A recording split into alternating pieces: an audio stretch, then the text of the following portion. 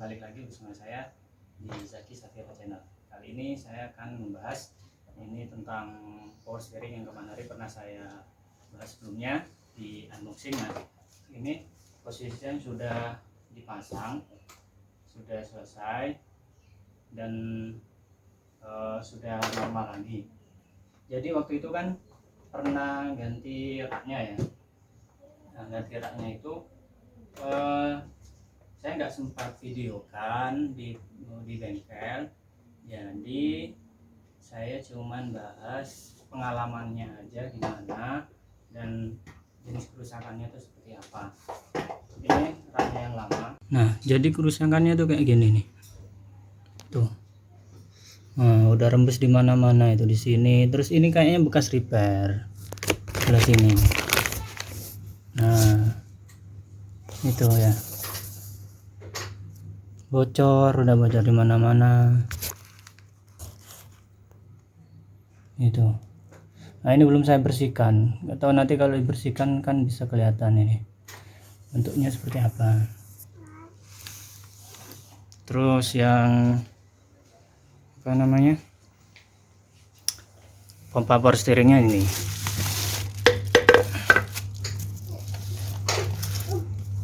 Jadi saya tidak sempat video di bengkel, tapi nggak apa-apa ya, setidaknya kan yang penting kan pengalamannya.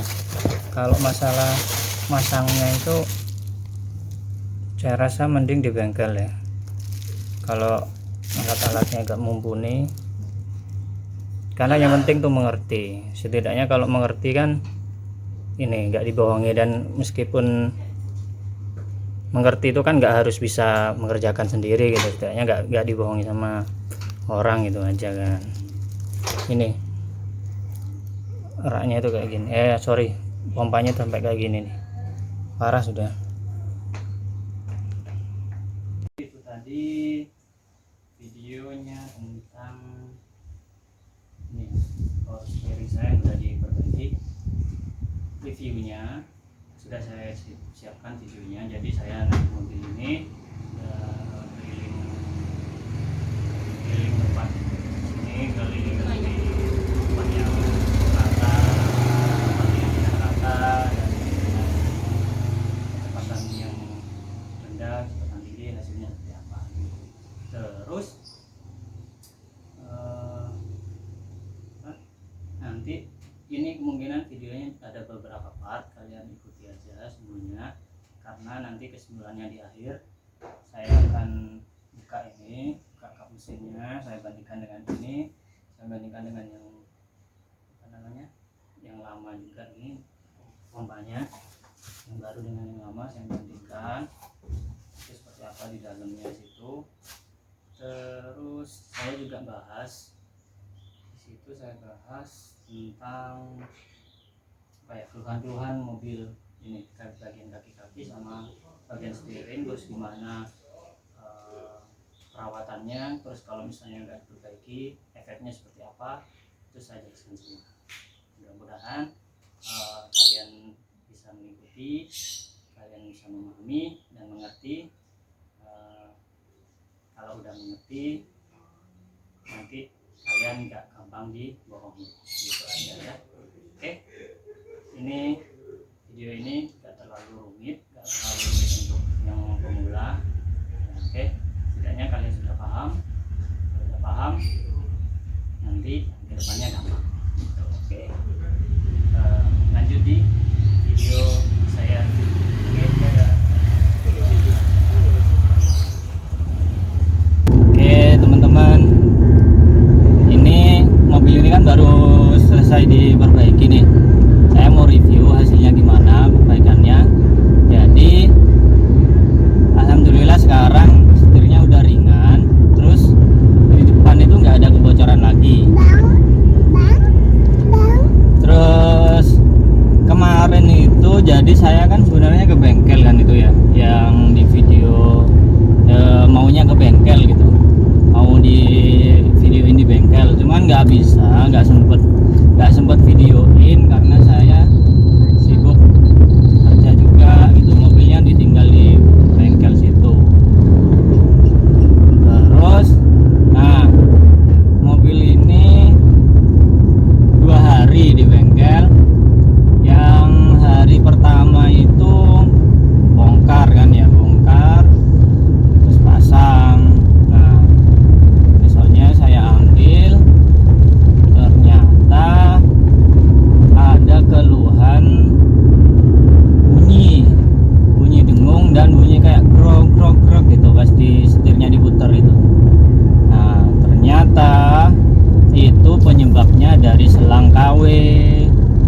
Jadi selang KW itu nyebabin setir ini jadi bunyi, power steeringnya jadi bunyi. Bener itu, ada yang bilang selang KW bikin bunyi, itu bener. Kalau misalnya kalian dapat selang KW yang nggak bunyi, berarti kalian beruntung gitu. Nah, kenapa? Apa sih perbedaannya selang KW sama selang ori itu? Nah, kalau selang ori itu ternyata di tengahnya itu ada kayak selongsong lagi gitu, ada kayak besi gitu di tengahnya.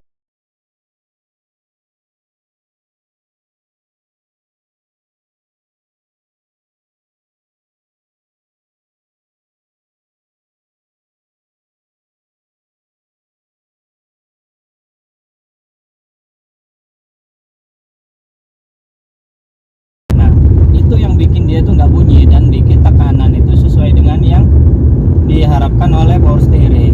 Nah, power steering kalau tekanannya nggak sesuai, yang keluar dari pompa melalui pipa itu jadi bunyi kayak gitu. Nah, pipanya tuh geter waktu itu, waktu setelah perbaikan yang pertama itu geter. Kan saya pengen membuktikan kan, memang kalau pakai selang KW gimana sih, apa bener sih geter itu. Nah, ternyata geter, apa bener bunyi, ternyata bener bunyi dan geter kayak gitu. Pas diputer itu bunyi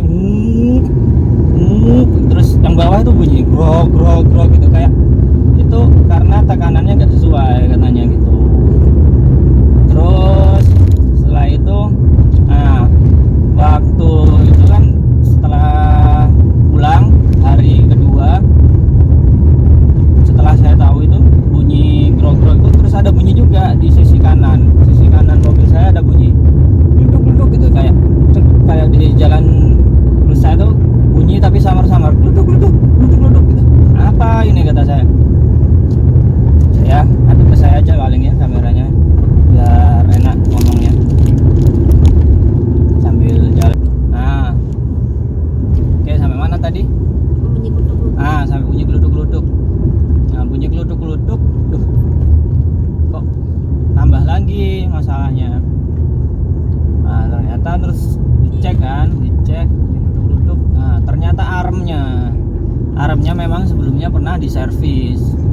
Nah, ini jadi apa ya, jadi masukan buat kalian semua, buat pemilik mobil, kalau bisa yang berkaitan dengan kaki-kaki itu selama bisa diganti ya mending diganti. Kalau di repair bener bisa, cuman dia umurnya tidak panjang gitu. Kemarin itu berapa ya yang arm itu kan diservis, paling punya saya 2 bulan paling itu. Memang diservis murah, jangka pendek tapi gitu. Akhirnya saya ganti, itu armnya 500.000, arm kanan tuh. Terus nah, setelah pulang saya kembalikan lagi mobilnya, saya masukkan lagi ke bengkel, dicek. Nah, bener, ternyata itu selangnya itu akhirnya dibuka. Akhirnya selang yang lama yang punya saya yang ori itu dimodifikasi, dibongkar, disambung lagi, dipres. Nah, akhirnya alhamdulillah udah agak bunyi lagi, gak ada bunyi gitu, gak ada. Nah, terus satu juga penyebab setir saya berat itu ternyata ada di join setirnya. Join setirnya itu kaku. Nah, di join setir itu ternyata ada kaharnya juga. Nah, bisa diganti satu join setir itu, cuman mahal kan nanti jadinya. Jadi diganti kelaharnya itu aja, dibuka, diganti kelaharnya itu, di join setirnya itu. Nah, alhamdulillah udah ringan sekarang setirnya, udah ringan, udah gak bunyi, gluduk-gluduk juga udah hilang.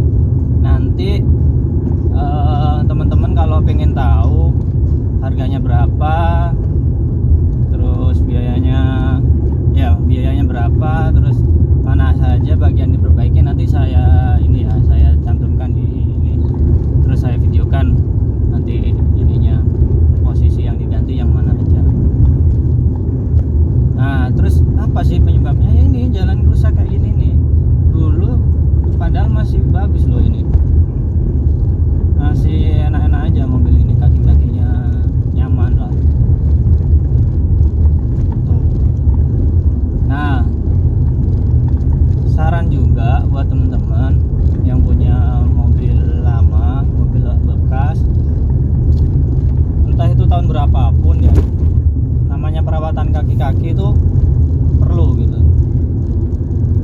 ada umurnya kan ya, kaki-kaki mobil itu. Terus nah kalau misalnya kalian nemuin kebocoran nih kayak di power steering, lebih baik cepat-cepat diperbaiki deh daripada nanti tambah parah. Kenapa? Nanti kayak punya saya pertama kan bocor kan, cuman bocor aja kan, bocornya itu di selang. Pertama bocornya di selang, biarin, udah lama, udah jalan 1,5 tahun kayaknya. Bocor di selang, biarin, diisi aja sama saya pakai minyak power steering tuh.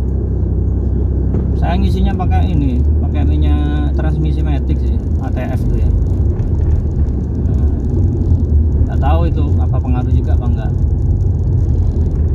Terus jalan 1,5 tahun tak biarin kayak gitu kan, tak biarin power steeringnya tuh pakai power steering bocor itu tak biarin kan 1,5 tahun itu ya, di bagian selangnya itu. Nah, terus nggak lama pompanya kena. Yang pertama pompa kena. Nah, setelah pompa kena, akhirnya kena rak setirnya juga. Nah, ini berhubungan, 3 titik ini berhubungan. Selang ya, terus pompa sama rak. Pertama selang bocor, otomatis pompanya kan nggak maksimal tuh. Ada ada fluida, ada oli power steering yang kurang lah untuk supply di pompanya.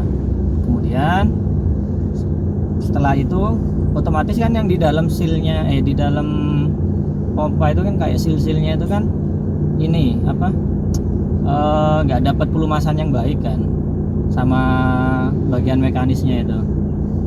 Nah, di situ akhirnya bocor. Itu entah juga karena usia juga ya. Bisa jadi karena usia juga sih. Nah, itu bocor.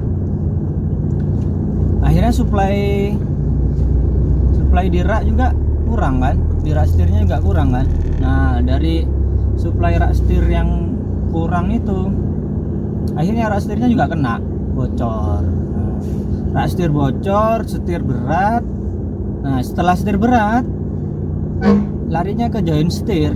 Kenapa? Karena dipaksa puter kan, puter keras-keras puter terus. Nah, join setirnya kaku lama-lama.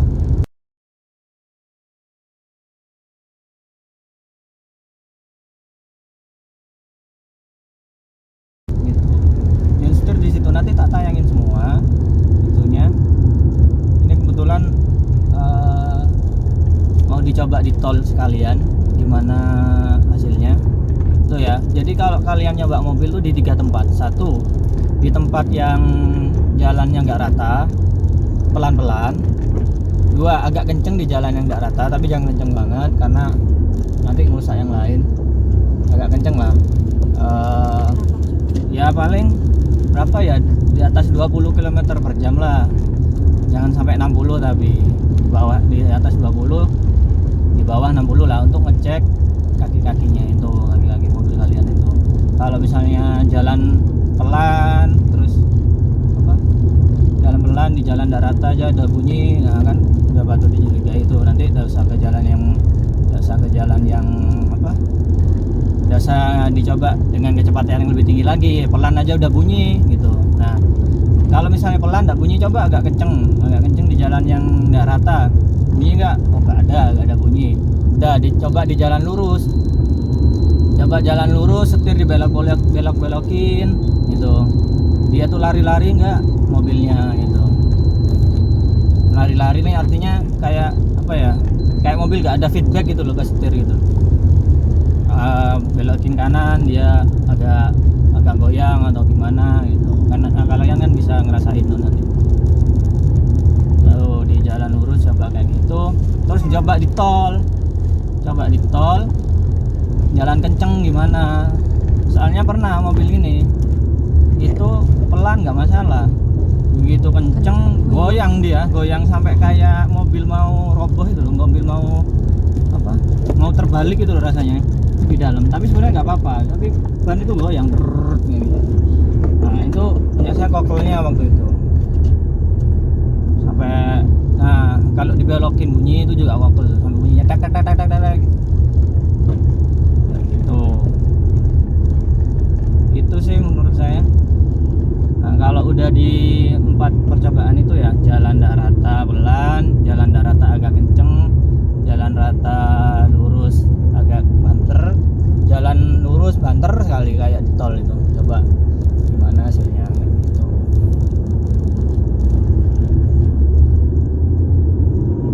Oke, nanti dilanjut di